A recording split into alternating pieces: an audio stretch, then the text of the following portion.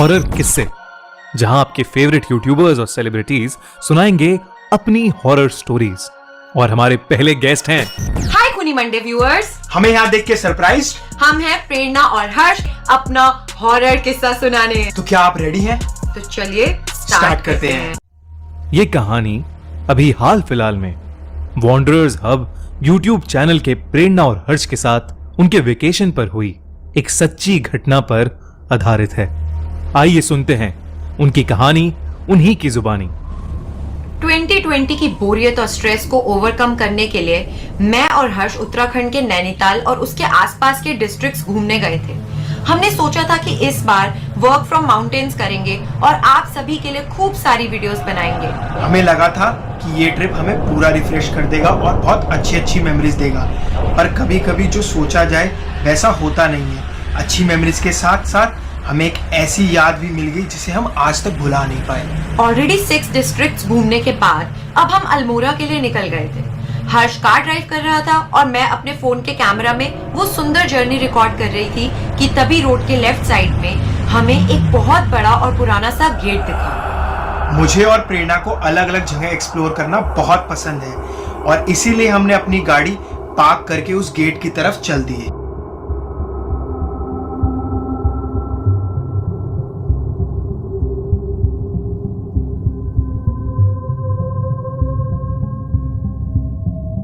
उस गेट के ऊपर एक बोर्ड लगा था जिस पर लिखा था ब्रिटिश चर्च एंड सिमेट्री 1835। ये देख के मैं बहुत एक्साइटेड हो गई और हर्ष से अंदर जाने की जिद करने लगी।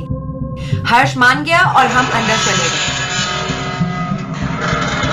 सिमेट्री में बहुत सारी पुरानी ग्रेव्स थी जिन्हें देखकर मैं उनकी फोटोज खींचने लगी। मैं ये सब एंजॉय ही कर रही थी जब मेरी नजर हर्ष पे पड़ी। वो दूर खड़ा एक ग्रेव यानी कब्र को घूरे जा रहा था।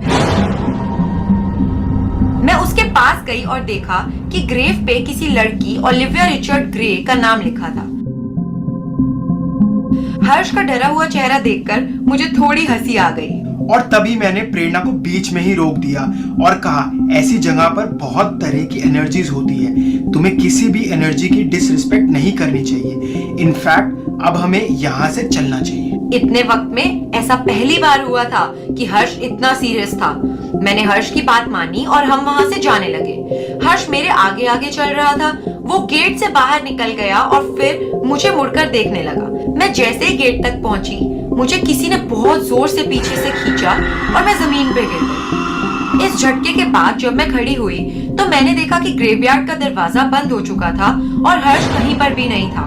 मैं बहुत ज्यादा डर गई और चीखने लगी। बार बार हर्ष को पुकारने लगी और वो कहीं नहीं था। तभी मुझे ऐसा लगा जैसे मुझे कोई पीछे की तरफ बुला रहा है। मैं मुड़ी और मैंने देखा कि मैं उसी ग्रेव के सामने खड़ी थी जिस पर ओलिविया का नाम लिखा था। मुझे ऐसा लगा जैसे उस ग्रेव में से कुछ आवाज आ रही है और जैसे ही मैं आवाज सुनने के लिए नीचे झुकने लगी तो मुझे पीछे से एक और आवाज आई। वो आवाज गेट खुलने की थी। मैं अपनी पूरी जान लगाकर गेट की तरफ भागने लगी कि तभी मैंने भागते हुए पीछे देखा तो मेरे पैर वहीं के वहीं जम गए। ओलिविया नाम की ग्रेव में से एक काला सा साया बाहर निकल रहा था। मैंने किसी तरह अपना होश संभाला और फिर गेट की तरफ दौड़ने लगी। अब मुझे वहां खड़ा हुआ हर्ष भी नजर आने लगा था। हर्ष बार बार मेरा नाम पुकार रहा था। उसके हाथ में पानी का जग था और वो मेरी तरफ पानी के छींटे फेंक रहा था। उसके साथ एक और आदमी भी था जिसे मैंने पहले कभी नहीं देखा था। वो काला साया अब भी मेरे पीछे पीछे आ रहा था। मुझे खुद समझ नहीं आ रहा था पर मैं फिर भी भागती रही और जैसे ही मैं गेट तक पहुंची मेरी आंख खुल गई। मेरे सामने हर्ष हाथ में पानी का जग लिए खड़ा था और उसके साथ वही आदमी था जिसे मैंने अभी देखा था।